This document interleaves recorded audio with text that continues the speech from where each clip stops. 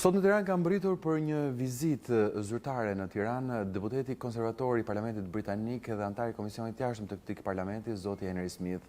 Ai ka zhvilluar një sër takimesh, por kjo intervistë merr edhe rëndësi të veçantë, nisur edhe nga, si më thon, tensionet apo problemet që ka patur në raportet mes Shqipërisë dhe Britanisë së Madhe. Kryesisht kjo është shkaktuar edhe me valën e emigrantëve që kanë mësuar kryesisht ato shqiptarë përmes kanalit të La Manche duke përdorur gomonet. Si janë raportet ndërmjet Shqipërisë dhe Britanisë së Madhe? Si janë raportet me qeverisë shqiptare dhe qeverisë britanike?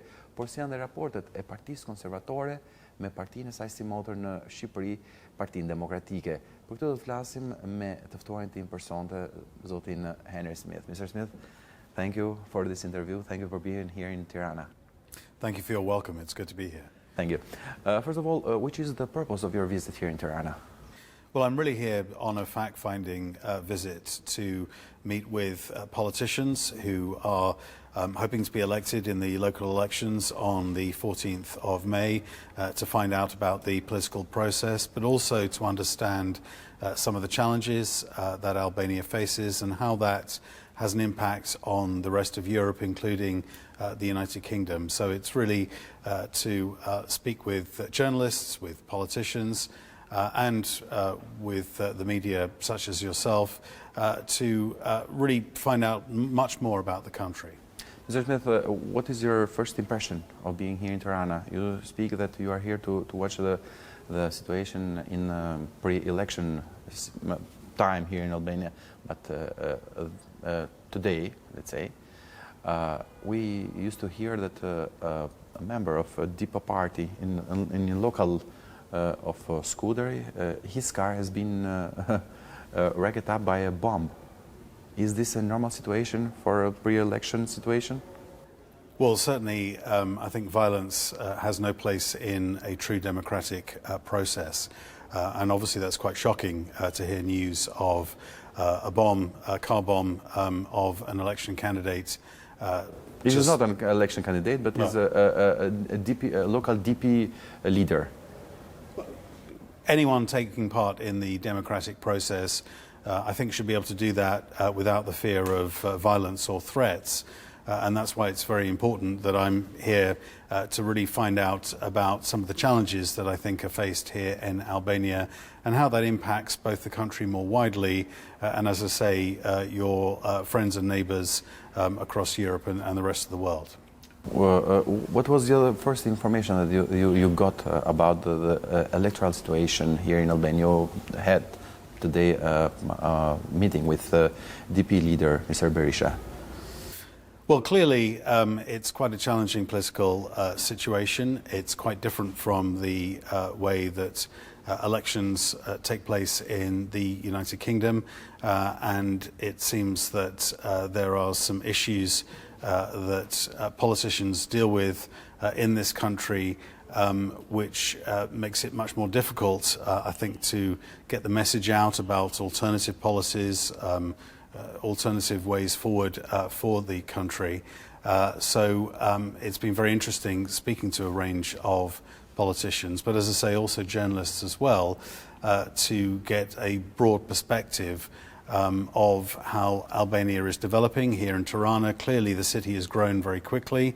It's now got, I understand, almost 1 million people, a third of the population.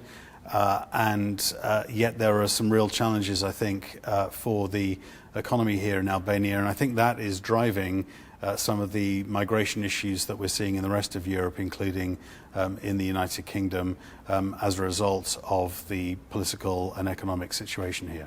As you're talking about the migration wave that Albania is facing, but also the United Kingdom is facing in their shore, what is the optics of London toward Albania on what is happening? Well, I think the optics of large-scale migration is always something that creates political headlines, and sometimes those political headlines are used in a way that doesn't truly reflect the complexity of the situation. I don't think many people blame people for wanting to seek a more secure economic future for themselves. I think the real concern in the United Kingdom is the nature of that migration, that people smugglers are used for people to cross the English Channel into the United Kingdom, and people in the country by and large feel that that is an unsustainable problem that needs addressing. And I think one of the big issues is that if there were greater opportunities for Albania here, then fewer people would want to leave the country. And I think that migration to other parts of Europe from Albania is having a detrimental effect on the economy here in Albania. So I think it's a problem for both Albania, and it's a problem for other parts of Europe as a result. But as I say, I think it's important to differentiate between those people who are migrating for economic reasons and those people who perhaps are using illegal routes such as people smuggling and the criminality that can go with that. Absolutely. How you will describe the Albanian community in UK? I think even in your district you may have Albanians who work and live there. Well, which is your impression about them, about the Albanian community in the UK? Well, I think people from Albania who come to the UK, by and large, become because they want to secure employment, they want to secure economic benefit to themselves, and I think that most people view that as quite understandable. There are some concerns, maybe this is amplified more than is actually the case in the media, about the almost exporting of criminality from Albania into the UK and other countries, and I think there's perhaps quite a focus on that, although that is probably not an accurate reflection of the vast majority of Albanians. And I've got a number of Albanian friends, and I value that friendship. Our Prime Minister, Mr. Rama, during his last visit in London, used to claim that it's not that Albanians are exporting their criminality. Maybe they found the criminality in UK. Is this a correct political statement, in your opinion? Well, every society has criminality, and it's a problem that every society faces. Every country has criminality that is homegrown, but also I think with an unregularized route of migration, it can allow criminality to cross borders in a way that is unchecked, and therefore I think it is both true to say that there is homegrown criminality in the United Kingdom, of course there is, but I also think it's true to say that there is an element of criminality that is coming into the UK from Albania, from many other countries,